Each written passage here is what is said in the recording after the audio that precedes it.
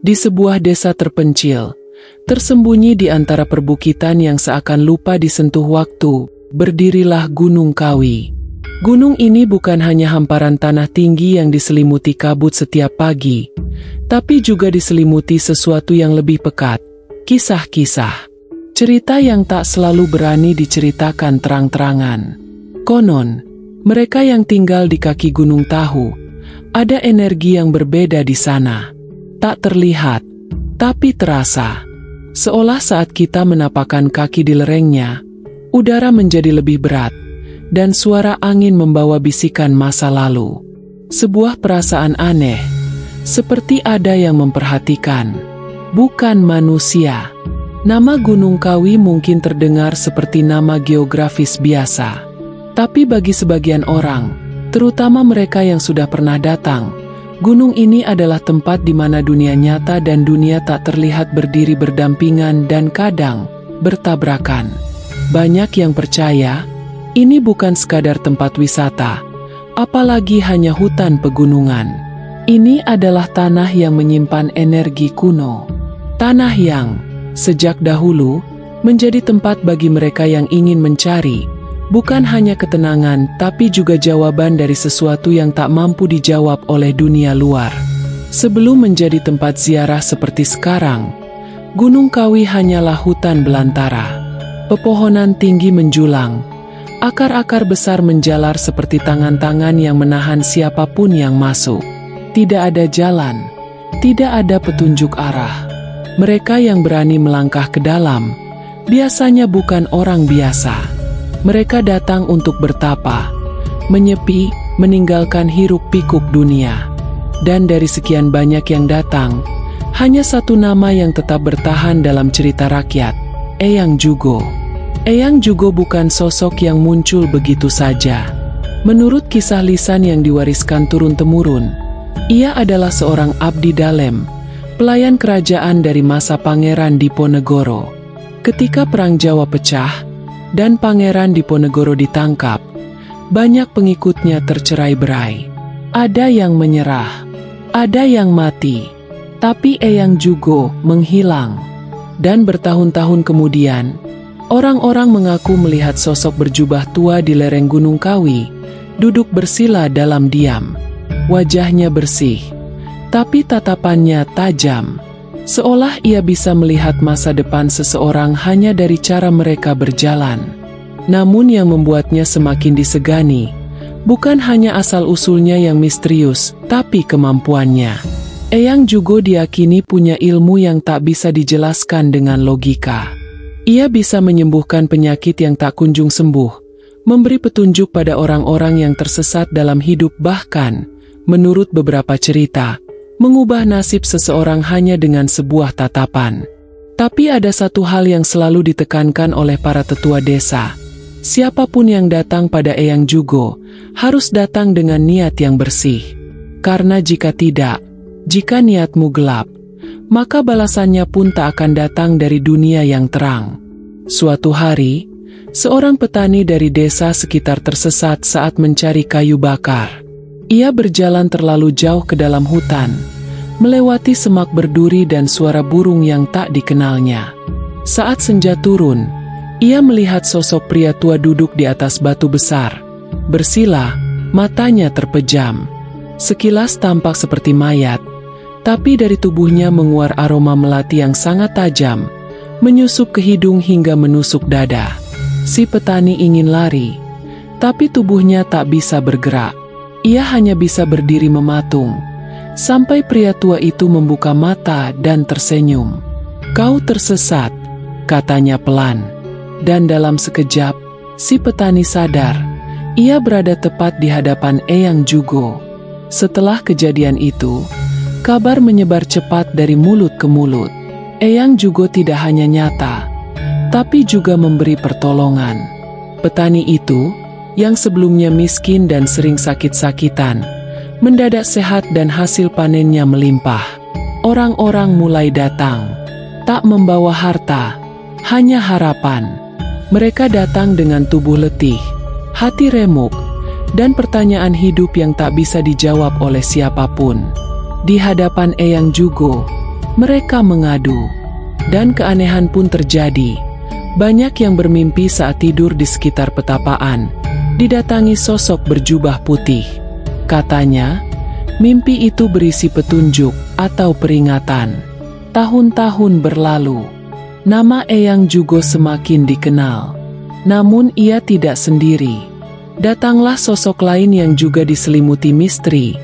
Ki Zakaria II. Tidak banyak yang tahu dari mana ia berasal. Tapi mereka yang melihatnya berkata, ia seperti bayangan dari Eyang Jugo.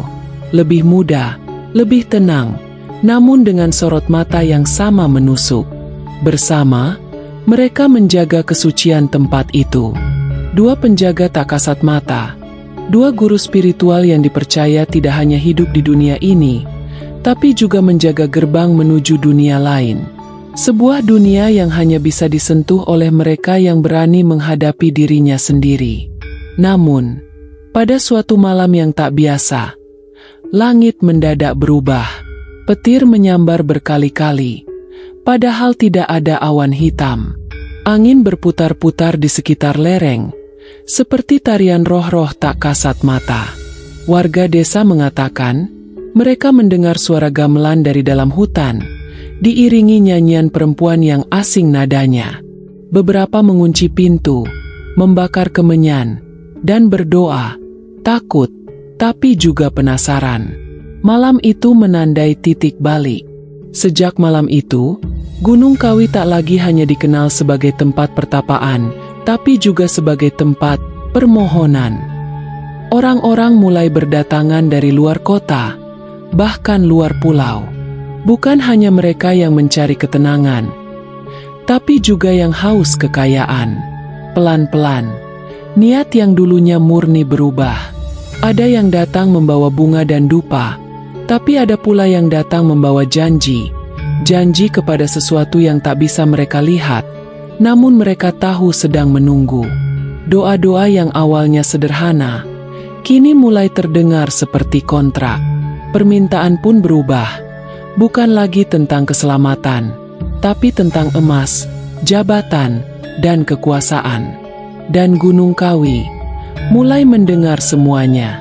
Seiring waktu, satu istilah mulai berbisik dari mulut ke mulut, pesugihan. Ritual rahasia untuk mendapatkan kekayaan dalam waktu cepat, dengan harga yang tak semua orang sanggup bayar. Bukan sekadar doa atau sesajen biasa. Ini adalah janji. Perjanjian tak tertulis yang menyentuh batas antara manusia dan sesuatu yang lebih gelap. Orang-orang datang diam-diam, tengah malam, membawa ayam cemani, bunga 7 rupa, dan kadang foto orang yang mereka cintai.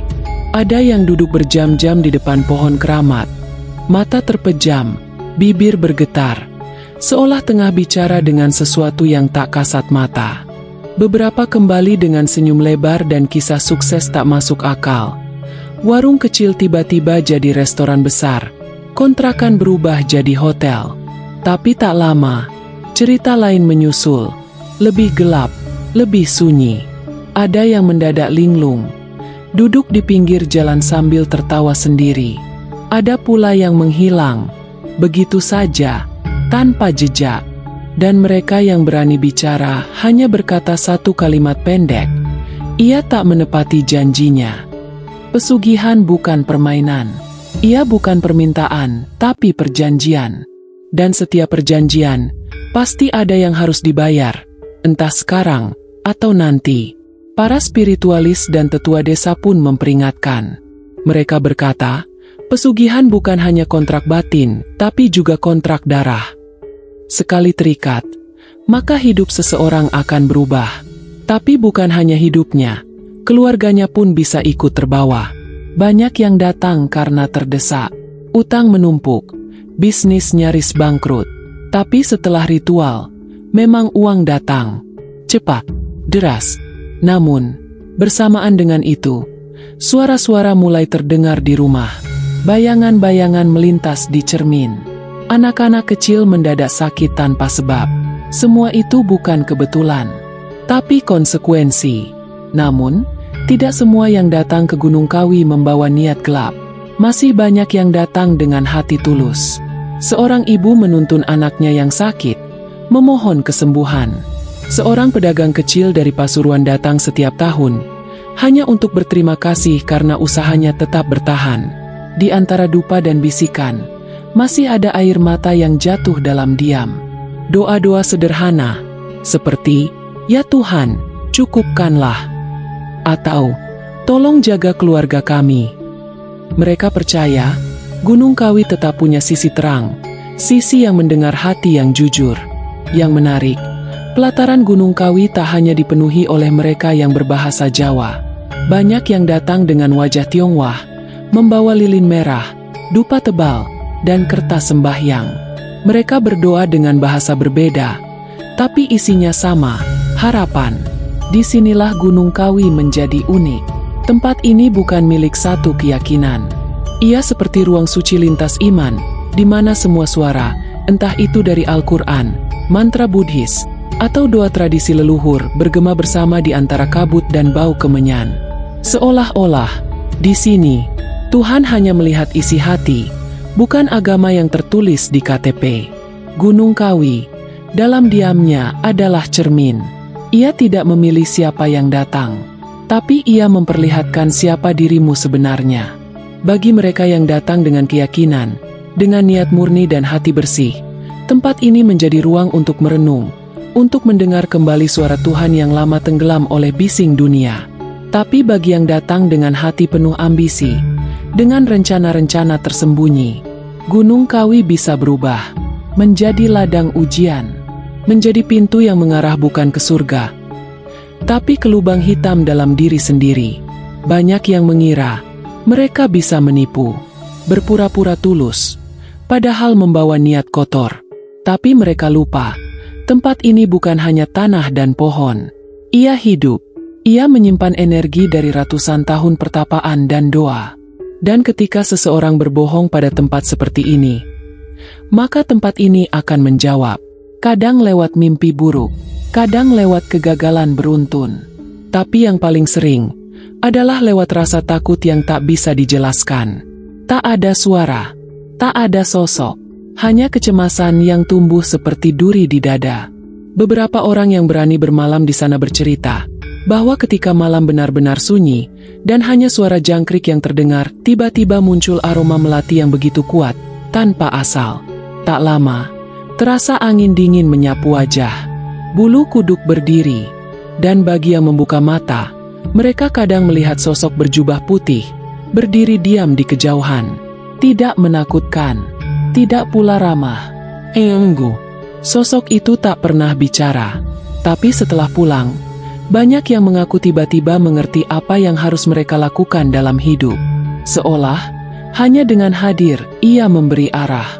Sosok itu diyakini sebagai perwujudan Eyang Jugo, atau mungkin Kei Zakaria II, atau mungkin sesuatu yang lebih tua dari mereka. Yang jelas, Gunung Kawi menyimpan lebih dari sekadar cerita mistis. Ia adalah simpul energi dari berbagai keyakinan, doa, dan pengorbanan. Tempat ini telah menjadi persinggahan bagi ribuan jiwa yang tersesat, yang mencari, yang ingin kembali pulang. Dan setiap jiwa yang datang meninggalkan sesuatu di sana, entah keyakinan atau keraguan, entah harapan atau penyesalan. Jadi, pertanyaannya adalah saat kita menapakkan kaki di tanah itu, apa yang sebenarnya kita cari? Kekayaan? Ketenangan? Pengampunan? Atau jawaban atas pertanyaan yang bahkan kita sendiri takut untuk ucapkan? Karena di balik semua kabut, dupa, dan bisikan, Gunung Kawi tetaplah sunyi. Ia tak pernah menjanjikan apapun. Ia hanya menjadi saksi. Yang berbicara bukan tempat ini, tapi hati kita sendiri.